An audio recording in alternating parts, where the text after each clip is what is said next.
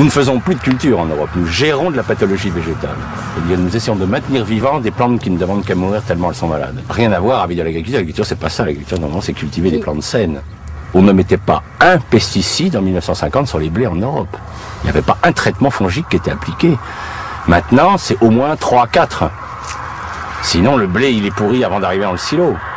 Donc il y a quand même une énorme différence, si vous voulez, au niveau... Mais ça se voit pas, parce que comme on a balancé les produits, il tient le blé, il est bien. Sauf que si il se casse la figure, alors parce que comme on met trop d'azote, il tombe. Vous avez dû voir dans les champs les blés qui tombent. Alors on met des hormones pour raccourcir les tiges, c'est pour ça que les blés sont bien plus bas qu'autrefois. Autrefois les blés faisaient 1,50 m. Maintenant ils font 60 cm parce que on les raccourcit avec des hormones. Alors ces hormones font avorter les arbres qu'il y a autour. Enfin c'est fait disparaître toute la flore parce que ça gêne les reproductions des dicotylédones. Enfin c'est une espèce de monde complètement strange quoi. Mais les gens le savent pas donc. Devant les champs. Autrefois, les champs, c'était plein de coquelicots, il y avait plein d'autres espèces, il y avait une biodiversité dans un pays comme la Hollande a déjà perdu 75% de toute sa flore. Il y a une des flores les plus pauvres de la planète, la Hollande. Mais c'est intensifié au niveau agricole de façon incroyable. Tu l'as vu ton sol? Non? Ah, tu vois, c'est impressionnant. Hein, regarde-le. Tu vas peut-être venir, mais... Ah non, on n'a pas été entendu, puisqu'on est avec Lydia, on a quitté l'INRA. On s'est mis à notre compte. Puis quand on a commencé à montrer que les sols mouraient biologiquement, on nous a demandé de nous taire. Donc on a quitté l'Institut et on s'est mis à notre compte parce que on estimait que notre devoir de scientifique, c'était quand même d'alerter le monde agricole que la voie qui était choisie n'était pas la bonne ne permettrait pas de faire une agriculture pérenne. Il ne peut y avoir d'agriculture pérenne que si on est sur des sols vivants. Hein. Le sol abrite 80% de la biomasse vivante. Hein. Donc si vous tuez, on en a tué 90%, c'est qu'on est en train de tuer tout ce qui est à la source de la vie. Hein. C'est quand même les microbes qui nourrissent nos plantes, qui font que nos plantes sont saines, sont nutritifs pour nous. Alors que maintenant, les gens, nous sommes quand même dans la société la plus confortable de l'histoire de l'humanité et nos dépenses de sécurité sociale augmentent de 6% par an. Il y a quand même des questions à se poser, quoi. Est-ce que les gens sont si bien nourris que ça pour être aussi malades ? Alors, le problème, c'est qu'effectivement, l'argumentation, c'est oui, mais regardez, ils vivent de plus en plus longtemps. Bien sûr, les gens qui en ce moment ont 80 ans n'ont pas connu l'agriculture chimique avant l'âge de 50 ans, puisque c'est apparu dans les années 70. Donc, jusqu'à 50 ans, ils ont mangé... moi, je suis encore gamin du lait de vache qui avait du goût de lait de vache. Ça avait vraiment le goût de lait de vache, c'est pas le lait de maintenant. Donc c'est tellement récent dans l'histoire de l'humanité qu'on ne connaîtra les résultats réels et on s'inquiète puisque vous prenez la population d'enfants à l'heure actuelle en Europe, 17% des enfants sont obèses, donc on est en droit de se poser des questions sur cette qualité alimentaire. Le sol, c'est une vraie éponge. Donc, si je le gère mal, il est compact, il est serré, il se referme. Si je laisse la faune le retravailler, il va se souffler. C'est pour ça que quand vous marchez en forêt sur un sol, vous avez vu le côté moelleux du sol forestier, hein, parce qu'en fait, il est aéré par la faune, alors que le sol qui a été labouré, maltraité, il est complètement compacté, complètement resserré sur lui-même. Alors, quand il va pleuvoir sur un sol resserré, l'eau va pas pouvoir rentrer, puis c'est l'érosion.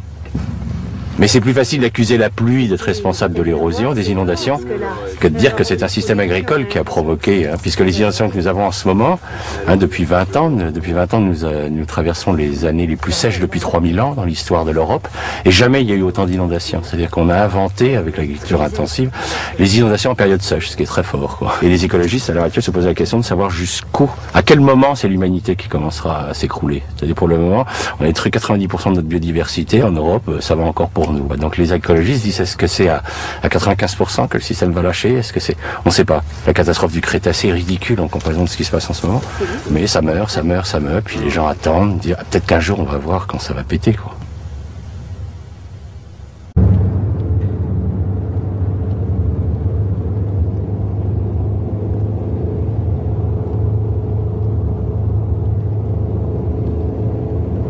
Nécrotechnologie, si tu veux, c'est le pendant aux biotechnologies.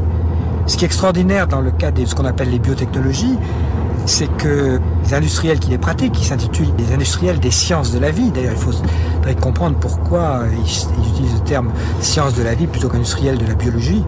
Donc les industriels des sciences de la vie, ce sont quand même, il faut quand même pas l'oublier dans le domaine agricole, ce sont quand même les gens qui fabriquent les produits en seed. Insecticides, nématicides, herbicides, fongicides, c'est-à-dire qu'ils sont dans une logique de mort.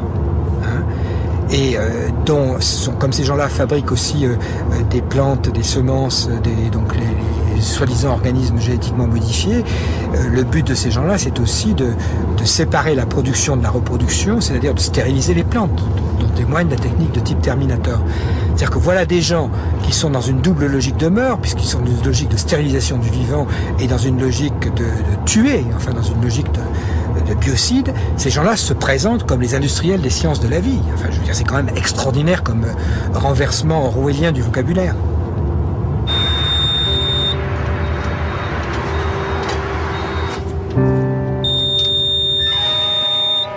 Vous êtes à la maison, non? À la maison? Vous êtes de Funisson? Vous rigolez, il n'y a plus personne. Oui, d'accord, non, parce que je ne sais pas, je ne me parle de vacances, Mais oui, ben, je sais pas, là il y en a un qui marche pas, là il n'y a pas de ticket, mais... Ouais, non, mais ça c'est pas un problème, moi il me refusait la carte, celui-là, fait que moi peut-être que c'est ma carte de téléphone.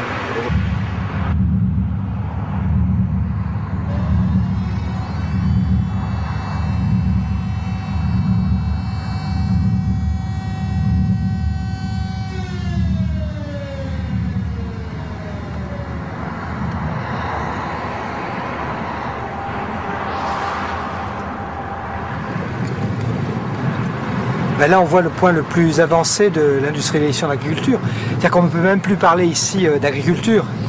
On a affaire à des serres, des serres verts, on les voit, celles qui sont un petit peu bleutées.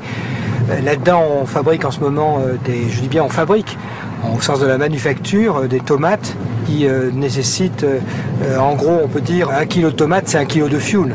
C'est-à-dire que là, les gens ne consomment pas des tomates, ils consomment du fuel lourd, plus des engrais, plus de l'électronique pour piloter tous les systèmes, plus de la main-d'œuvre marocaine, et qui est une main-d'œuvre souvent clandestine et qui vit dans des taudis un petit peu plus loin, là, au pied des usines de Berre. L'agriculture, c'est quand même quelque chose qui doit avoir encore une base de sol. Ici, c'est du hors-sol. Hein. Les serres verts que nous voyons, ce sont des serres où les tomates sont élevées sur des roches inertes, dans lesquelles on fait circuler une solution nutritive.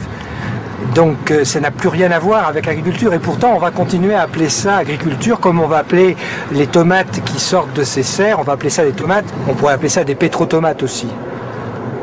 On s'aperçoit à quel point le vocabulaire est totalement trompeur, et le vocabulaire, disons, ce n'est pas par hasard que ce vocabulaire trompeur est utilisé par les scientifiques et par les généticiens pour cacher ce qu'ils font.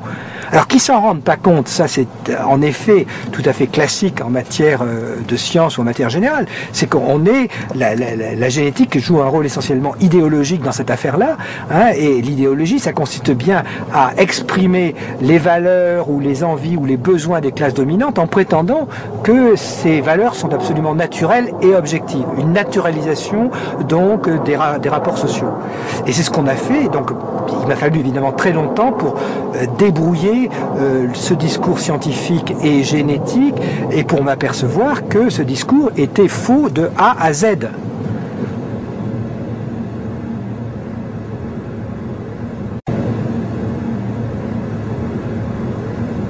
Il y a une véritable contradiction entre la vie sur Terre et ce processus d'industrialisation. En tout cas, moi, c'est comme ça que je le sens.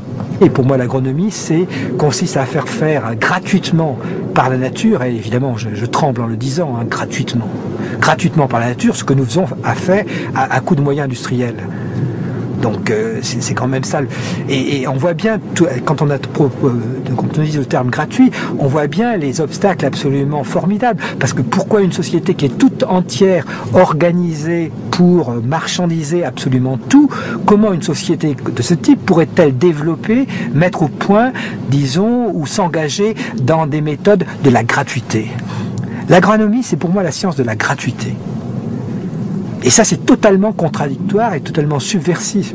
Alors peut-être qu'il faudrait avoir un ministère de l'agriculture et de la gratuité.